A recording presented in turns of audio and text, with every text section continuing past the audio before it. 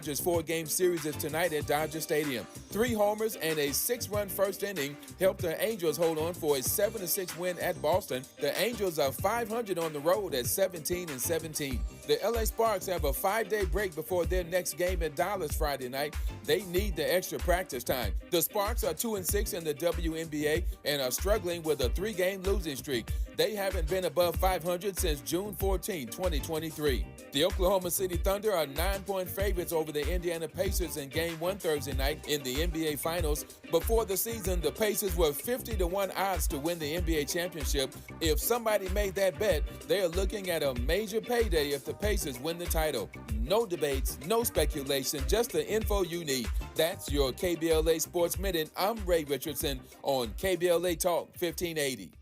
1 2 1 2 1 2 1 2. You ready? Somebody make some noise in this joint. KBLA Talk 1580 celebrates its 4th anniversary this year on Juneteenth. Here we go again.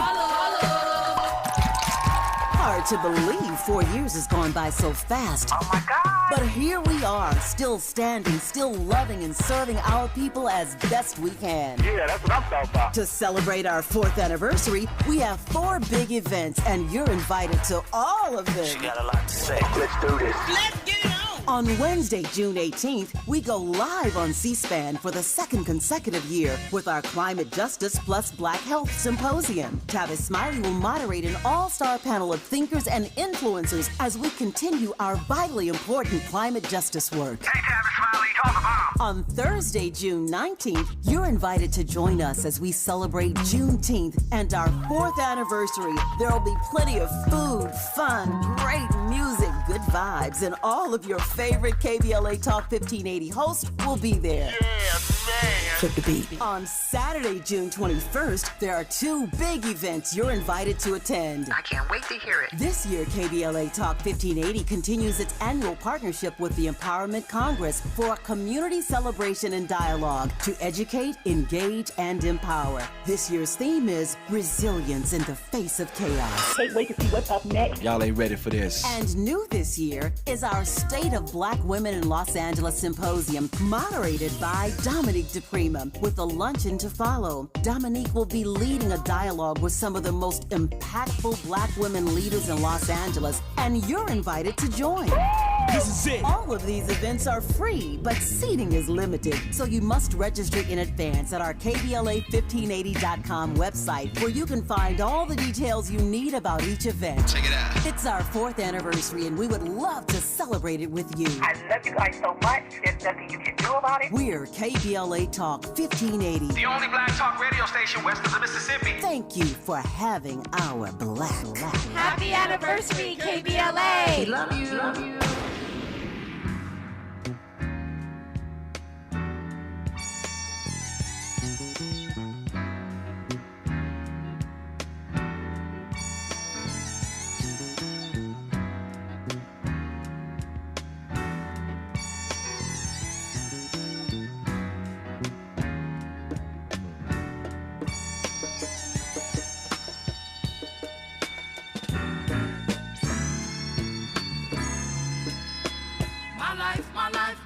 My life in the sunshine.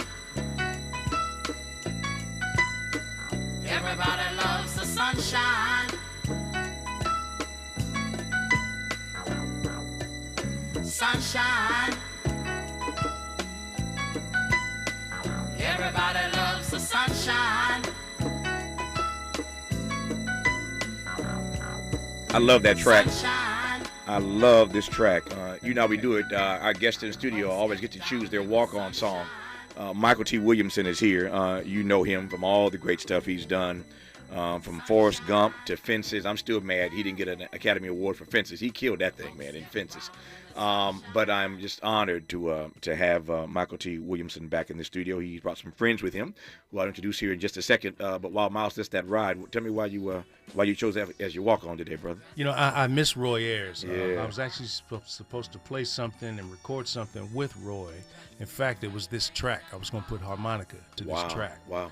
But I miss him, and I just love the fact that I had an opportunity to get to know him. Yeah. And everybody does love the sunshine. Everybody does. Yes, sir. Everybody does. You still playing your harmonica? I'm still playing, man. I'll be playing in town here real soon, so I'll let you know. You so let we me can get know. The word out. I will be there, man. Get the word out, and I'll be there to support you. Yes, Mykelti Williamson is here in part because he's starring in a new film called The Last Rodeo. Let me just tell you about this. I had to go see this myself because it was just when I saw the numbers on this thing. And by numbers, I mean Rotten Tomatoes, 95% audience score. That is almost impossible to do these days. You can't get 95% of us to agree on anything. But when 95% of the audience agrees on Rotten Tomatoes, this is a great film, that's a big deal. And then they got an A cinema score. So you put those two things together, I said, okay, not only is my boy in the film, but if they get this kind of review, this kind of response, I need to go see this. It's called, once again, The Last Rodeo. We're going to talk about it with Mykelti, with one of the producers. We're going to talk about it with the director. So he brought all of his friends with me today, and I ain't mad at him. I'm glad they are here in studio. But before we commence the conversation about The Last Rodeo, take a listen to the trailer. We tried this earlier today, and our computer froze. I'm praying to God now that this clip... Miles, don't embarrass me a second time. Not you. I mean, don't let my computer embarrass me a second time. They say, them Negroes need some new computers. Do a fundraiser for the station to get some new computers. Anyway, this is the trailer for The Last Rodeo.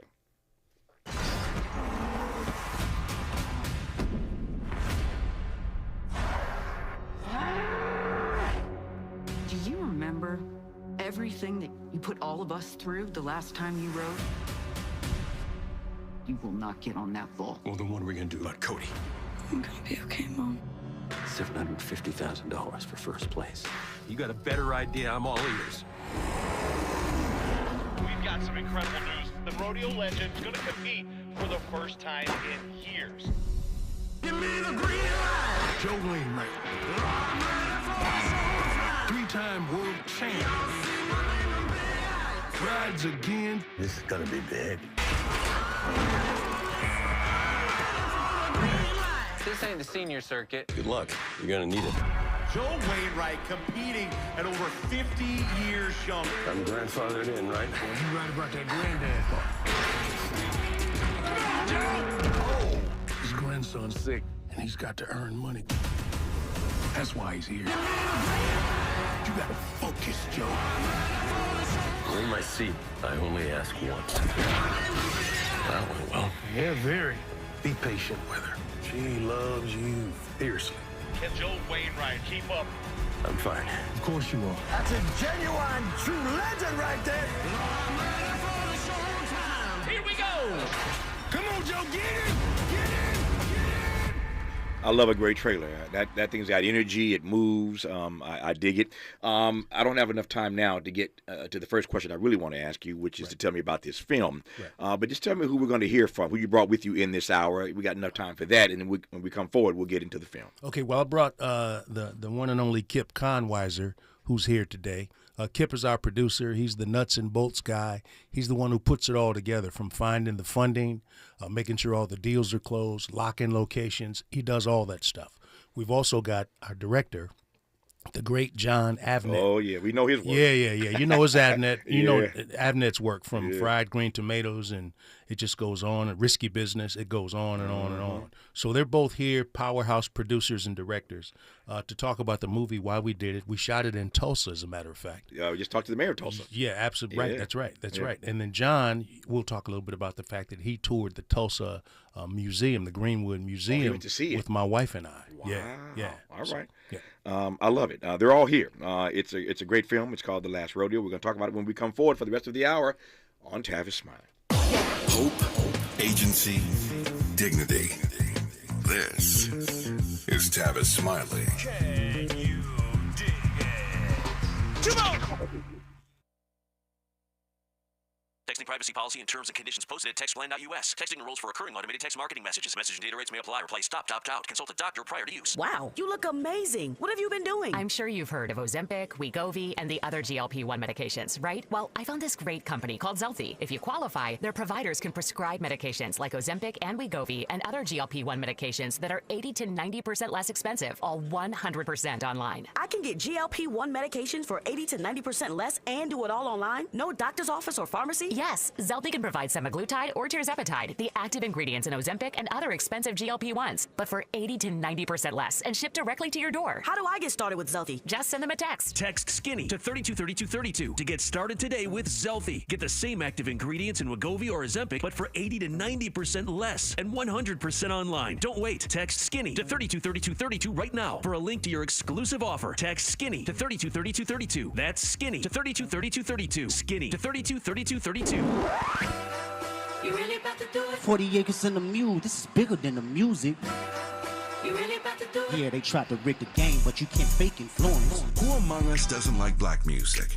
But Kendrick is right. This moment is so much bigger than music. These are serious times. We've got serious problems, and we need serious people who understand that slogans are not solutions. When you want substantial and sober analysis about things that matter to you and the ones you love, this is where you turn. We're KBLA Talk 1580, and we've got your black. Make a move into a home of your own. With City National Bank's Ladder Up Home Loan Grant, you could receive up to $20,000 that you never need to pay back. Use it toward your down payment, save on closing costs, or to buy down your mortgage rate. Find out more at cnb.com/ladderuphome. City National, here for every stage of the journey. Property must be in a qualifying market in California, New York, or New Jersey. Additional terms and conditions apply. Not all applicants will qualify. Terms are subject to change without notice. City National Bank is an equal housing lender. Member FDIC. NMLS number 536994. KBLA Talk 1580 congratulates Pastor and Mrs. William Sachs Epps on their retirement from stewardship at the historic Second Baptist Church. Dr. Epps has faithfully served Second Baptist as its senior pastor for 37 years. What a legacy of love and leadership. Pastor and Mrs. Epps will be honored at a luncheon on Saturday, July 26, 11 a.m. to 2 p.m. at the Sheraton Universal Hotel in Universal City, and you're invited to attend. Noted scholar Dr. Michael Eric Dyson is the keynote speaker. For ticket information, please contact epsretirement@gmail.com or call 213-399-2103. That's epsretirement@gmail.com or call 213-399-2103. To Pastor Epps and First Lady Epps, congratulations from all of us at KBLA Talk 1580. Yeah, yo, come on. Here come the drums. At KBLA Talk 1580, we fight the power every day. Yeah, gotta give us what we want. Gotta give us what we need. Hey. I listen to KBLA and I love the commercials. I know what the commercials mean. I also, if I'm looking and trying to figure something out, I need something to talk to me that might hit me. And it happens on TV because, you know, every time they show a sporting event, they got the pharmaceutical companies back to back to back telling people how to fix the sickness on the same stuff that they sell them. So we get it. Yep, we get it too, Chuck D. And that's why at KBLA Talk 1580, we don't black down. Drop it! Our freedom of speech is freedom of death. We got to fight the powers that be. Fight the power! Fight the power! Helping to make you the most knowledgeable person in your circle of friends. This is Tavis Smiley.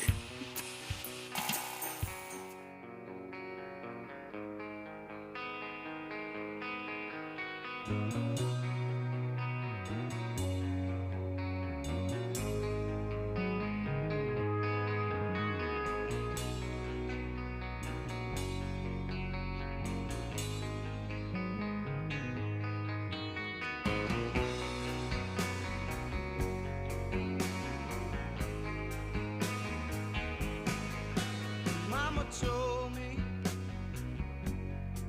when I was young, who sat beside me, my only son. Listen closely to what I say. And if you do this, it'll help you some sunny day.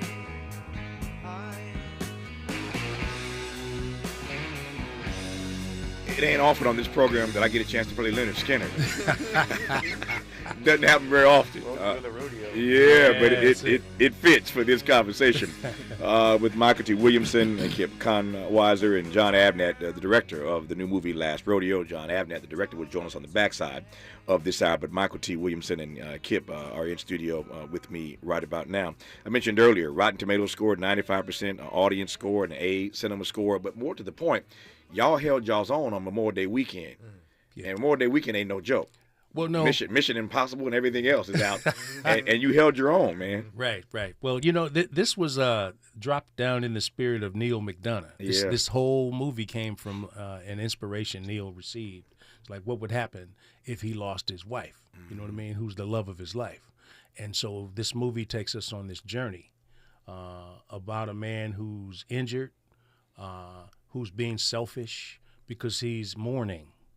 And he has to come out of it and save his grandson's life. And it's a really amazing thrill ride. I mean, there's some real bull riding in it. And it's shot in a way you've never seen bull riding shot before. And the acting is spectacular, in my opinion. It's one of the best things that I've had the opportunity to do since Fences and Forrest Gump. And so when you land a pedigree producer like a Kip Konwiser and a director like Jon Avnet, and a pedigreed actor like Neil McDonough, you jump in and swim. And it was amazing. Describe your character in the film, Mykelti. Well, Charlie Williams is a dear friend. He's a retired bull rider and bull fighter, and his estranged friend comes to him to sort of make up. And I need your help. I need to save my grandson's life, and you're my Yoda. Basically, you're the guy that I want to go on the road with to see if we can pull this off. Yeah. And so, in a nutshell, he's he's a good friend who's been hurt and put down by Neil's character, but they reconcile. Yeah. This is what we call Kip. We call this values-driven film. Values-driven film. I'll let you unpack what we mean by that these days, but I'm also fascinated. I hope you'll explain this when you get the mic here. Explain to me how this project came to be in this platform called Angel, which is really, really fascinating for me as a way to get films produced these days. So for all you budding filmmakers who are listening right now, all you screenwriters listening right now, pay attention to what Kip is going to give us take us to school here right quick about how independent films can be made these days, particularly if they are values driven, and how this company, this Angel project is really working. Kip, good to have you on the program. Take it away, sir. Thank you, Tavis. Thank you for having me here. It's an honor to be seated next to the great Mykelti Williamson as well, and detailing all of his great characters and background. The answer to your question is purpose. It's really important in life, and it's certainly important when you're making art to have intention. And a clear purpose and a clear intention is what an audience is looking for. We have a great story, really well told. And Angel Studios is possibly one of the only studios standing that wakes up every single day knowing the why. Why is it here? Why is their audience paying attention? Why is their audience sourcing stories about family, about faith, about values that are timeless? And it's because purpose is timeless. Intention is timeless. And with purpose and intention, one doesn't lose their way across the vast ocean of choices and sacrifices that go into raising the child or producing the movie. It's the same thing. Every day, you're the one. So if you have an intention and you wake up with a purpose, you can identify an audience. You can reverse engineer where that audience makes its choices and decisions and know how to stay the course of truth. Angel is one of those studios that understands this ethos and really embraced this movie. How do you advance? How do you succeed? Obviously, you all have, so you know the answer to this. How do you succeed with values-driven programming, values-driven film, without proselytizing in the storytelling? Telling the truth is the first thought that comes to mind. Authenticity rings as authentic. Also, melodrama is a choice between a good thing and a bad thing, and that's not necessarily good storytelling. Drama is a choice between a good thing and another good thing, or a bad thing and another bad thing. And that creates subtext, right? And the choices and sacrifices that characters make reflect us as an audience, and we want to see lives that are more complicated than our own at home. The second thing is you get yourself aligned with a master storyteller. And as Mykelti mentioned, Neil McDonough and his wife are the essence and the North Star of this movie. Their love drove this movie every single ounce of it. It's what attracted Mykelti, Chris McDonald, great Sarah Jones delivers an incredible performance. And all of that is because of our director and our co-writer, Jon Avnet. So when you're telling the truth and you're authentic, you attract people who are authentic in themselves and know how to tell those great stories. And Jon brought us to that level. Yeah, I could give, if I had the time, I could give you a long litany of reasons why one could believe, Kip, that in a moment like this, values-driven films would not work. But clearly you all have proven with this that they do. Tell me more. Values will always work. Yeah. I'm sorry. Values are the timeless ingredient that keeps our society together. It's actually the lack of values that's only a temporary distraction. Too many movies feel the temptation to go away from their authenticity and blow something up or go someplace that's extreme. And as soon as you make that choice, you're losing all of the authenticity that was really there from the initial inspiration that probably was inspired the screenwriter in the first place, was to find an audience in a situation, in a scene, a set of circumstances that feels truthful. That doesn't go away, Tavis, with all respect to the things that may change as far back as you look in history. The records that are kept by the people who knew how to bury their stories in the sand and withstand the periods of time. And you can look at those records thousands of years forward and you see the exact same choices and sacrifices that parents made wanting to see their kids have a better future. That's what we're here doing. What to your mind, Kip, is the message to Hollywood given the success that The Last Rodeo is having in theaters all across the country right now? And I ask that question in part because it's not just a lesson to my mind about the fact that values-driven films can work. I'll let you opine on that as you will. But it's also a lesson to Hollywood about the fact that everything doesn't have to be a sequel.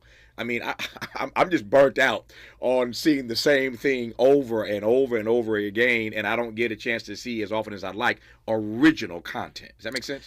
Absolutely. I think there are two businesses in Hollywood currently. There's the large studio scale business that you're referring to, which is a corporate business, and it needs to produce on market momentum. So you're going to see sequels, and you're going to see content that already has awareness in it. I feel personally it's the responsibility of everybody else, the independent filmmakers, to get the stories out, to find creative ways to make it attractive for financing, to really take care of the equity, to understand your audience, to wake up really truthfully and asking yourself the hard questions. Is your story truly addressing the truth that your audience is seeking in a story? And to go through the process of iteration and not be afraid to make changes and not be afraid to collaborate. Excuse me, this is the opportunity of independent film, where you're not redoing something that's already been done. So the responsibility, I wouldn't point a finger at the studios. I think they do a great job at distributing movies really large scale. And all the power to them. I hope that they succeed for many, many, many, many generations. They play a role. The responsibility is on us to find the stories that really matter and to know how to tell them well and to attract a community. Film is a community-oriented kind of endeavor. You don't do it alone. And you attract a community by having a real sense of truth and purpose and knowing how to drive that sense of purpose in an authentic way, as I've reiterated over and over again. It all comes down to that. Who's your leader? Who's your leader? We had an incredible cast that knew how to galvanize around a director that all started with the star, who knew it was time in his career. And I suppose if I were to leave this last sentence with a note for Hollywood, believe in the authentic movie stars out there. They're not always the ones who are leading an action movie or that sort of a thing. Neil McDonough is the perfect example of this. Pound for pound, the best actor of our generation, hands down. Absolutely smoking it as far as playing the antagonist. In this movie, he plays the hero and crushes it. He's humorous, he's sympathetic, he's vulnerable, and he's still got that scowl and that handsome square jaw and all those kinds of things. He rides a bull, for crying out loud. Hollywood, pay attention. You've got the talent knocking on your door. You've used the word community a number of times, Kip. I want to introduce another word to this conversation: family. What's the data? What are the numbers telling you about what the success of Last Rodeo means for bringing families into theaters? Thank you for that question. families need an opportunity to come together around areas in addition to the dinner table, and movies have traditionally been that opportunity, but there's just not enough choices that can appeal to everyone in the family. So this was really intentional to make a movie that we could all enjoy together. Family is the heart of community, as I was saying. You learn how to be part of a community. You learn how to be kind in your family. And then you take those relationships out into the world to create art, in this case, a movie that would reflect that sense of community. So we made a movie that the family could all embrace and afterwards could all talk about, hopefully to inspire some people in those families, the younger generations, to tell their stories, and for the adults in those families to embrace the kids' opportunities to get out there and do something different. I believe that our work as artists, Mykelti, is we are at our best when we are doing work that allows the audience, whether it's a talk radio host or an actor in your case, but any of us who are in this artistic space, we are doing our best work, I think, when we do work that allows others to situate their humanity in what we're delivering. You did that in Fences. You did that in Forrest Gump. You've done that in so many other things that you've been a part of. But at first glance, one might think if one is African American, I don't want to see a movie about bull riding. Well, first of all, it's not a movie about bull riding. Yeah, that's right. Number one. But number two, for those who will want to go see The Last Rodeo, talk to me about the frame I'm trying to put us in, which is how when you sit in the audience, you can situate your humanity in the story that's being told in The Last Rodeo, if any of that makes sense to you. Yeah, it absolutely does. It's the internal question for all of us is, when it comes down to it, what are you willing to do to save somebody that you love? That you love, yeah. Right. Yeah. And that's an internal question we all have. What are we willing to do? And in this case, in The Last Rodeo, the thing that's so fascinating is Neil McDonough's character is willing to risk his life by being 50-something years old, jumping on the back of a bull, hopefully to save his grandson's life. And when you see that this man is willing to take that risk to get that check to save this other human being, you understand that that's you too. Yeah. You'd be willing to do the same thing if you could. Yeah. How does this this project, The Last Rodeo, fit into your? How would you situate this in your body of work? I put The Last Rodeo up at the top of the list with. That's a huge compliment. Yeah, with Forrest Gump. Yeah. And with Fences. Yeah. It's right up there. It's top 3. Yeah. Yeah. Yeah. When something like this comes across your desk, how do you know? How did you know in this instance that this was for you? Well, pedigree. Yeah. You look at how a producer like Kip Konwiser is intentional. He's locked and loaded. He knows what works, what doesn't. He knows what's meaningful, what isn't. Jon Avnet's the same way. Jon doesn't direct every project that comes along to him. Yeah. He sort of sifts through it all. And then when Jon signed up and they invited me to sign up, Neil invited me, I was like, oh my gosh. And Kip's producing and Jon's writer-director. Okay, let's go. Yeah. Yeah. So you know based on the associations. Yeah, I'm going to lose Kip here in about 30 seconds, 45 seconds to make room for Jon Avnet to come in studio, the director. Kip, you mentioned, you and I were talking about a project earlier in this conversation, off air, that you produced, and I think the audience would be happy to know what that project is that you also produced on. Thank you. And I would also place The Last Rodeo as one of the top experiences of my professional career, in no small part, and topped off by sitting in this room with the great Mykelti, just listening to you articulate, T. You're such a genius. The show that Tavis you're referring to is called Miss Evers Boys. That's right. The audience knows it. They know Miss Evers Boys, the Tuskegee study, done to African American men for 70 years by the U.S. government. We discovered this story. We being my brother Kern. While he was at Cornell University with his professor, David Felcha, developed the play, launched it at the Guthrie, got a Pulitzer Prize, and we could not get arrested. Nobody wanted to make this story. Yeah. For 6 years, I knocked down doors, and it became the definition of my brother and I. It ended up being the most awarded movie in the history of television and led to the reparations to the families of the survivors of the Tuskegee study, which we're very proud of, and ties into your morning conversation. It tied into our conversation earlier with the mayor of Tulsa. There's a nice tie-in. I'm just laughing at Kern and Kip, the two brothers. That's it. Right. Kern and Kip, I love it. The audience I know knows that project, and I just wanted to let the audience know that he's not just hanging out with Mykelti. he's doing some great work in a variety of spaces, film, television, and we appreciate you, Kip, for coming in studio. Nice to have you here. I really appreciate you. Keep on doing your thing, Tavis. You do the same. You do the same. Mykelti Williamson stays in that chair. We're going to be joined when we come forward by the director of the Last Rodeo, Jon Avnet, whose reputation precedes him with all the great stuff he's done, Risky Business on down, Fried Green Tomatoes. More of this conversation when we come forward on Tavis Smiley. What's your quarrel with the world? You're listening to Tavis Smiley.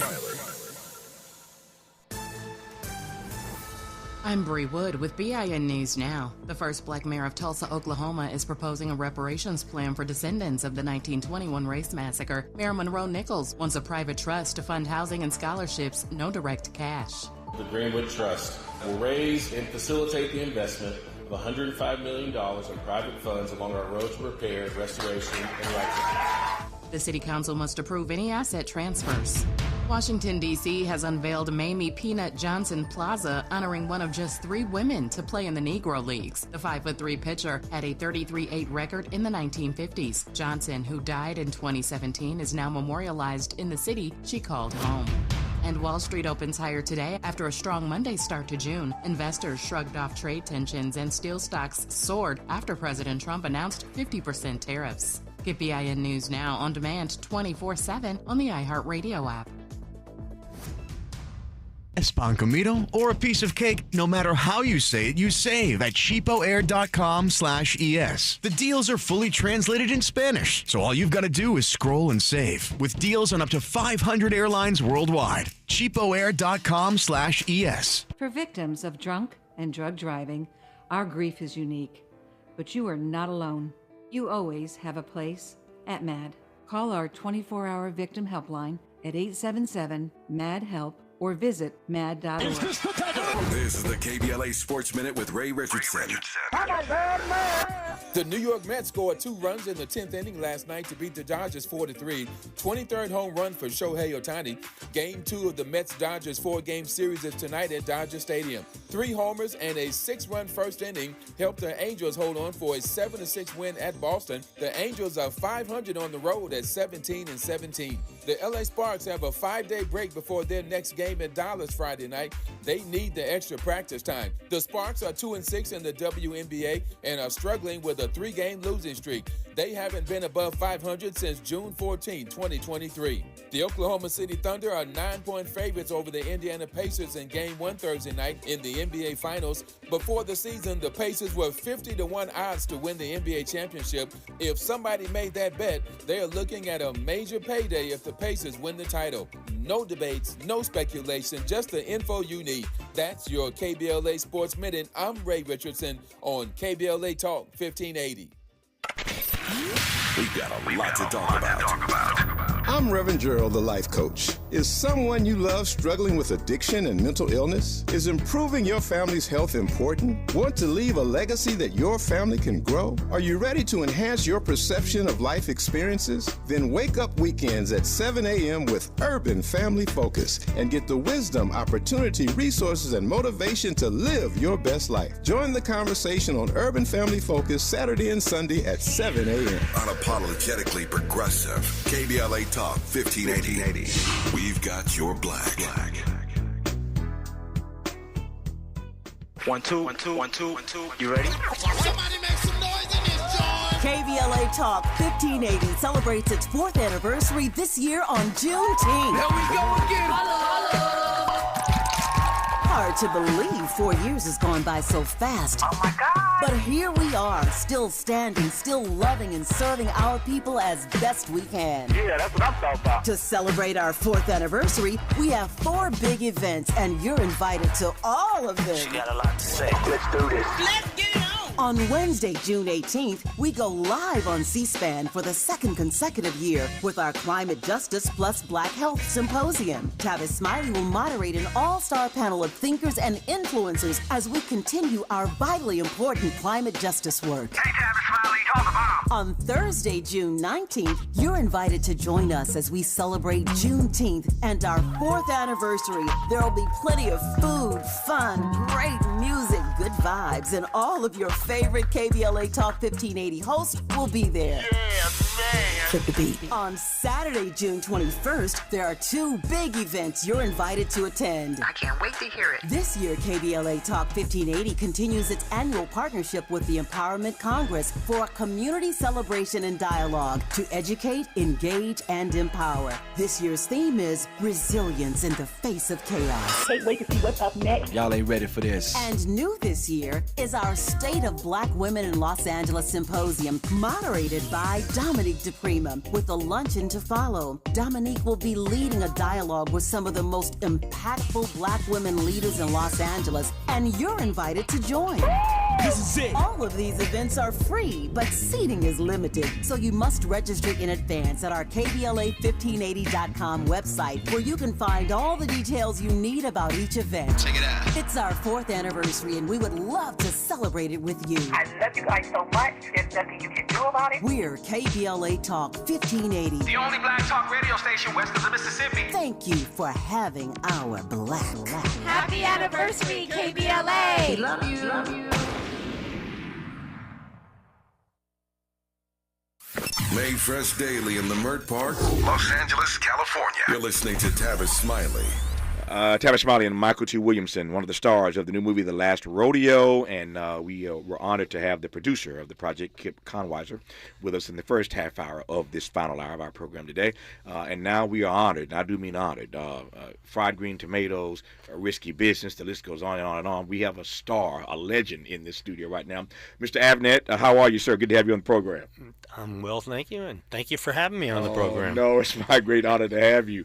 I have great respect for directors, and over the course of my career, I've got to know a few of you, and consider some of you even friends. And so I'm always humbled when I have a chance to talk to a director who pulls all this stuff together and make it make sense for the rest of us.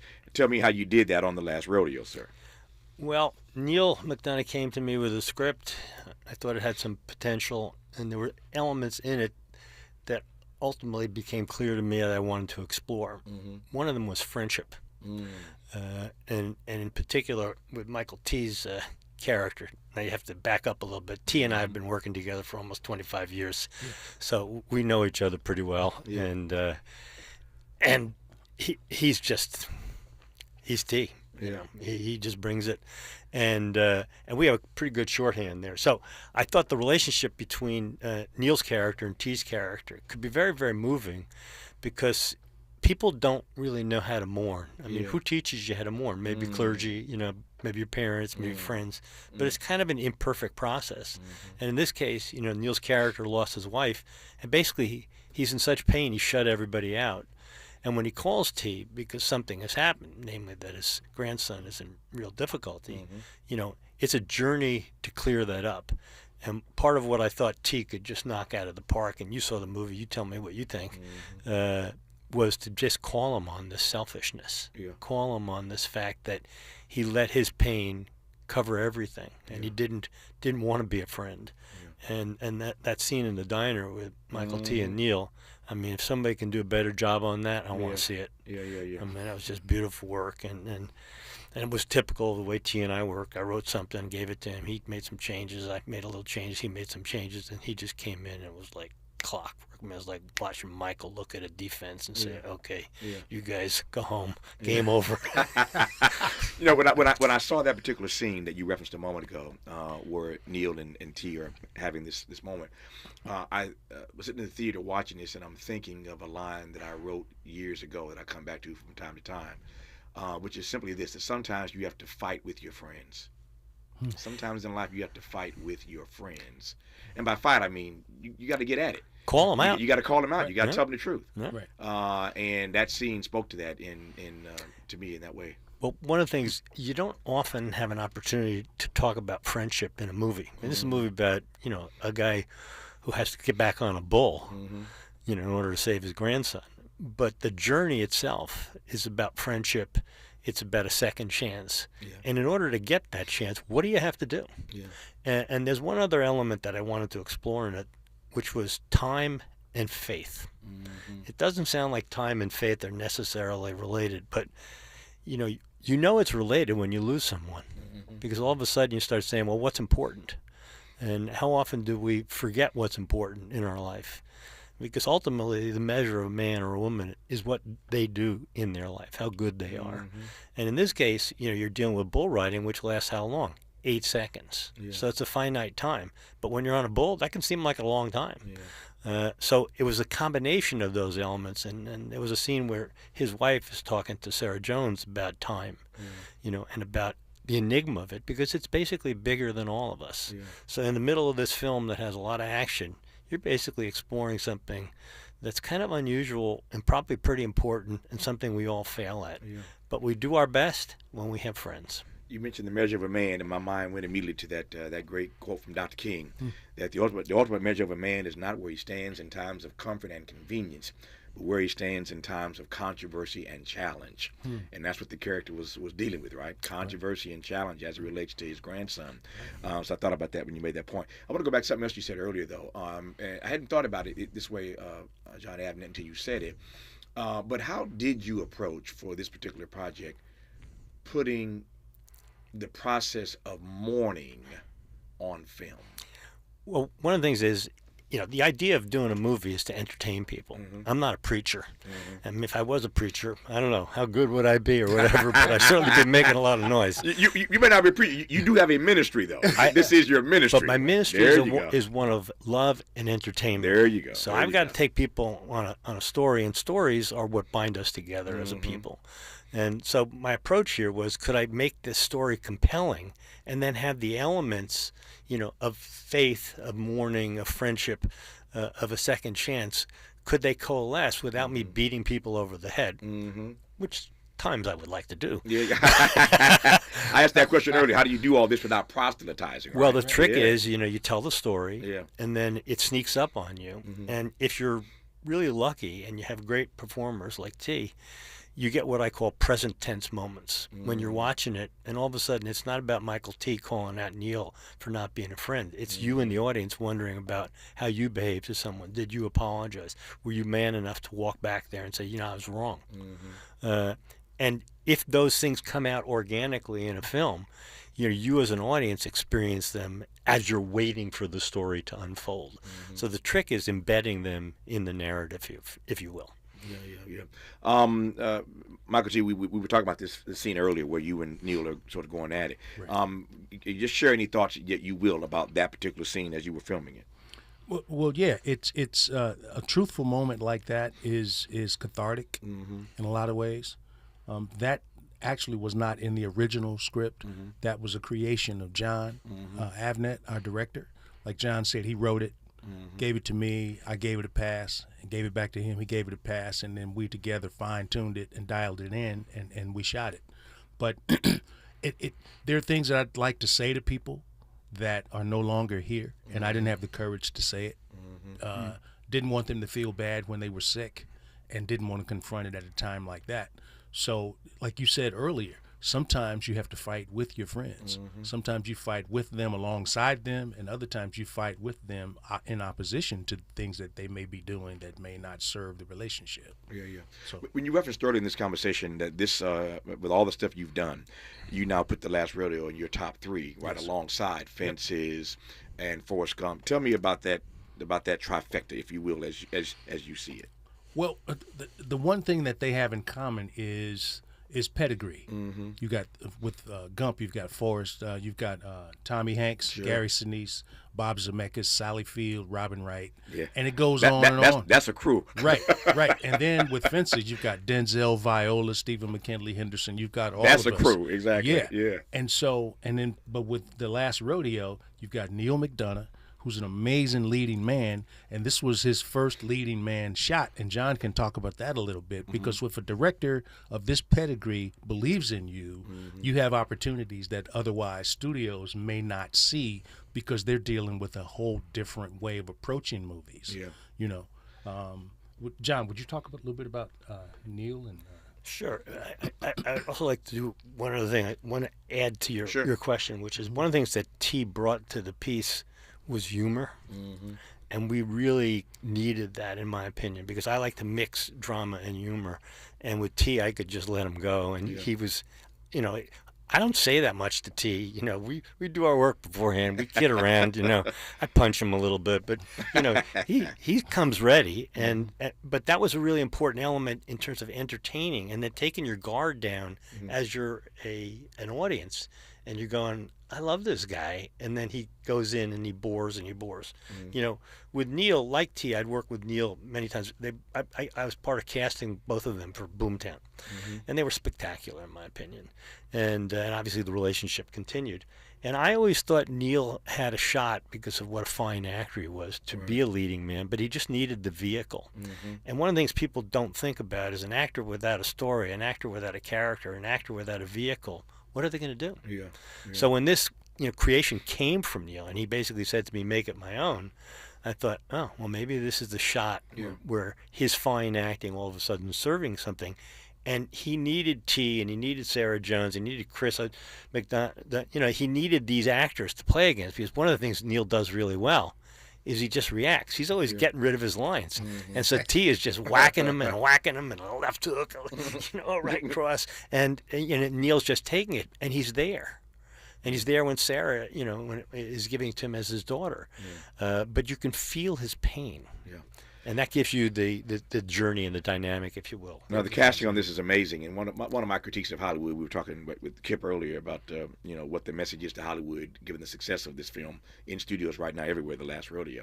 One of my critiques is that Hollywood has a real problem of only being able to keep the names of a handful of leading men in mind at one time.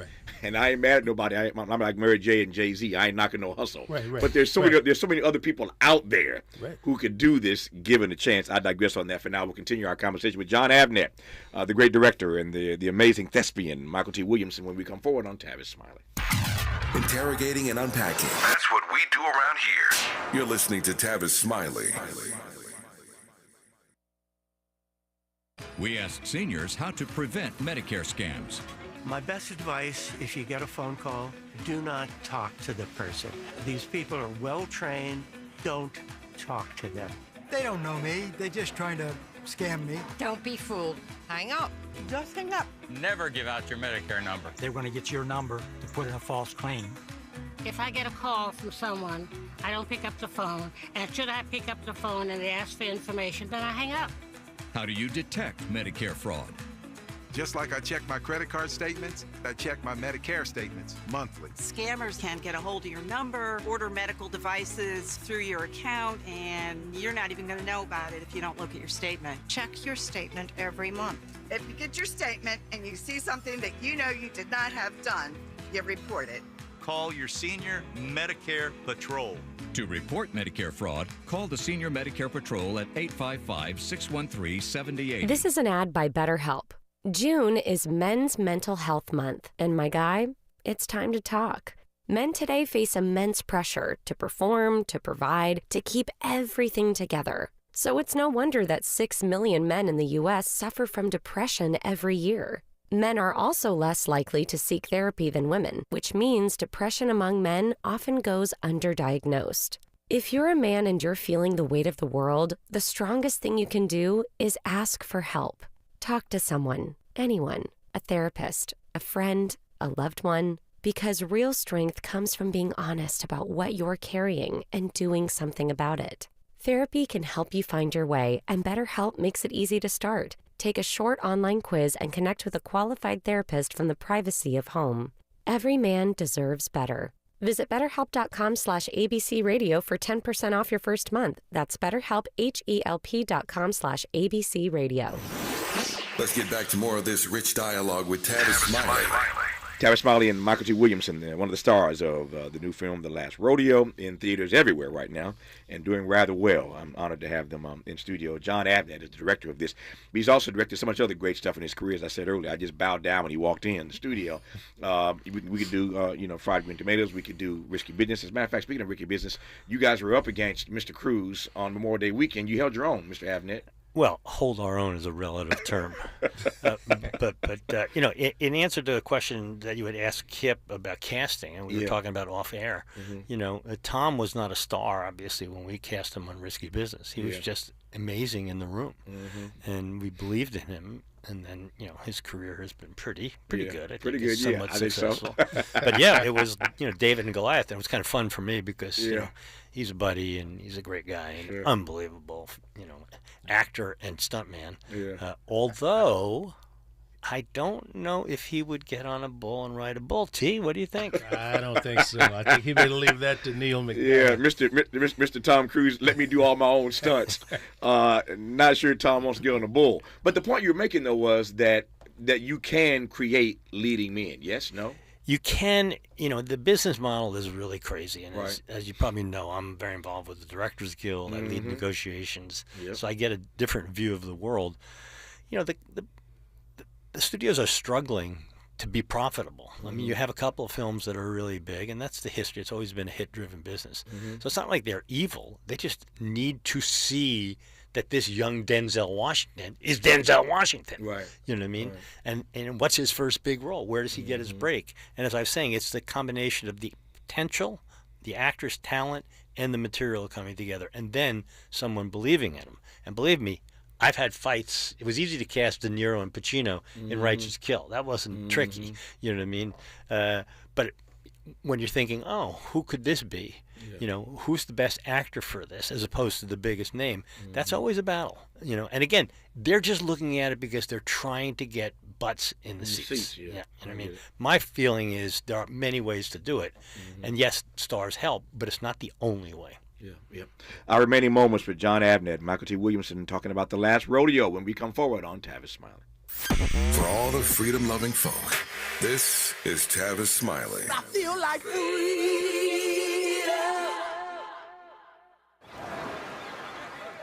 Hear that? That's the sound of your life. Perfectly imperfect. Beating in rhythm to the world you've created. But every time you drive after drinking, the music gets drowned out. Your life sounds pretty great. Don't let a buzz ruin it. Buzz driving is drunk driving. Don't drive buzzed. A message from NHTSA and the Ad Council. It's never too early to start talking about money in realistic ways with your kids. JP Morgan Chase navigates how to educate your kids now about creating long-lasting, healthy money habits. Whether your kids are in elementary school, high school, or college, now is a great time to start a conversation about ways to create healthy money habits as they grow, ultimately benefiting their financial future. Talking about money in a realistic way to support your kids' lifestyle and dreams, your first banking account geared towards high school or college. It's never too early. Explaining the basics, what you earn and what you spend, building financial confidence starts with getting organized. Learning and practicing vital money skills now will stay with them for life. Tools they will have to stay on top of their finances and achieve their goals. This segment is sponsored by JP Morgan Chase.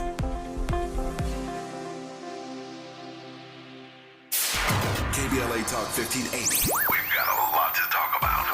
KBLA Talk 1580, connecting you with services and solutions. Worried about eviction? You have rights, and Stay Housed LA can help. Stay Housed LA is a partnership between LA County, the City of Los Angeles, and local service providers. From Lancaster to Long Beach, we're here to help you with tenant education workshops, legal clinics, free legal services for eligible tenants, and online resources about tenant protection laws. Don't face eviction alone. Call our hotline at 1-888-694-0040. That's 1-888-694-0040. Or visit stayhousedla.org. Stay Housed LA, keeping Los Angeles residents in their homes. Stay Housed LA, your rights, your home, our community. This is a community call to action from KBLA Talk 1580. BET and PBS, the Tom Joyner Morning Show, and NPR, the cover of Jet and the cover of Time. #1 on the New York Times bestsellers list, 20 honorary doctorate degrees, a dozen NAACP Image Awards, a star on the Hollywood Walk of Fame, a Presidential Lifetime Achievement Award. From talk shows to talk radio, nobody's ever done it better. You like that? This is Tavis Smiley. If you're like me, 60 and retired, making ends meet, especially here at the supermarket and drugstore, is tough. I'm so blessed to have found benefitscheckup.org. It's a free and confidential website from the National Council on Aging that connected me to $1,200 a year in programs that help pay for food, medicine, utilities, and more. Maybe it can help you. BenefitsCheckup.org. You know where you want to go in life, and City National Bank can help. City National knows the dedication it takes to build your vision for the future into a reality, and our team is here for you. We have a wide range of options to help, from personal savings accounts to interest-bearing money market savings accounts and more, all designed to help you get where you want to go. City National, here for every stage of the journey. Learn more at cnb.com. City National Bank is a subsidiary of Royal Bank of Canada, member FDIC. Sometimes he fails at fitting in, But we're okay with that. You're inside the Tavis Smiley Show. You are indeed with Mykelti Williamson, one of the stars of The Last Rodeo, a Jon Avnet film, and Jon Avnet is in studio with us. I'm honored to have and delighted to have this amazing director in studio with us for these last few minutes. So I was thinking when I was preparing for this conversation and having went to see the movie, as I said earlier, The Last Rodeo, that we're in a moment right now. This might seem crazy, but follow me, Mykelti. We're in a moment right now where I think so many of us are questioning our values. And by our values, I'm talking broadly about the values of our country. Like, what really matters to us? Who are we really? And I'm not trying to make either you or John political. Right. We're in this moment, we're trying to figure out who we are really. And while that's a big question, I think, for the country writ large, as individuals, we're always wrestling with that, right? Who am I? Who do I want to be? What kind of person? Right. How do I want to show up in the world? And so into this space comes a movie like The Last Rodeo, which wrestles with that question. What really matters? What are my values? That's how I see the timing of this film. How do you see it, Mykelti? Well, I see it the same way. I think most of us are in the middle. And I think this movie represents people who are in the middle. We're not extreme about anything, right, left, north, or south. You know, it's I think humanity is in the middle because we're all connected. All of us are alike. And so the struggle in these relationships in The Last Rodeo bring that to life. And I think people who haven't seen the film should see it. And those of you who have seen it, you know exactly what we're talking about right now. This film was made for you. It was made for people who wanted to go to the movies, have a good time, and not have an agenda poured all over them. It's just a good, solid, bang-up movie. It's a Jon Avnet film, and so we give the last word to Jon Avnet. Well, what I hope we were able to accomplish because of Mykelti's work and Neil's work and Sarah's is to create a film that when you see it, you experience something, and when you walk out, you feel a little bit different. Maybe you feel a little motivated to like be a better person, and you see, like what T was saying, is there are a lot of things that separate us. There are more things that we have in common, and the more we find what's in common, and the more we celebrate that, the more we have a chance to be a civilization, you know, which is a collective enterprise.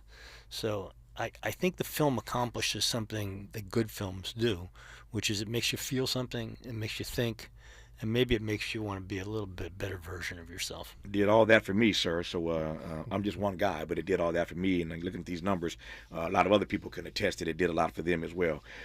It's called The Last Rodeo. It's a Jon Avnet film. Stars Neil McDonough and Mykelti Williamson, Sarah Jones, an amazing cast. I certainly encourage you to go see it. As I said earlier in this hour, there are not a lot of films these days you can take the entire family to go see. I can take my mama to see this. Mama ain't trying to hear all the cussing and all this and all that. So if you want something that's empowering, that's inspiring, that's uplifting, and you ain't got to cover the kids' eyes or hold their ears, this is the project for you. Once again, it's called The Last Rodeo, in theaters all across this country, and I'm grateful this program is heard across the country. So wherever you are, you can go check out The Last Rodeo. Mykelti, you know I love you, man. Ain't nothing you can do about it. I just love you, man. I love you right back. And Jon Avnet, honored, sir, humbled to have you in the studio. Thank you for your time and thank you for your work all these many years. Just like that, 3 hours gone. Back here tomorrow, Lord willing, to do it all over again. Until tomorrow, thanks for tuning in to Tavis Smiley, and as always, keep the faith.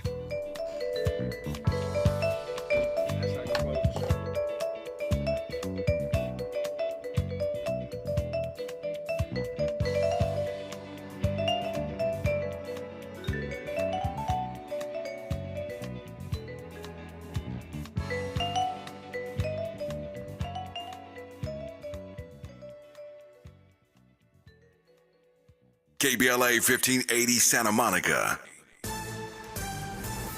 I'm Bree Wood with BIN News Now. The first black mayor of Tulsa, Oklahoma is proposing a reparations plan for descendants of the 1921 race massacre. Mayor Monroe Nichols wants a private trust to fund housing and scholarships, no direct cash. The Greenwood Trust will raise and facilitate the investment of $105 million in private funds along our road to repair, restoration, and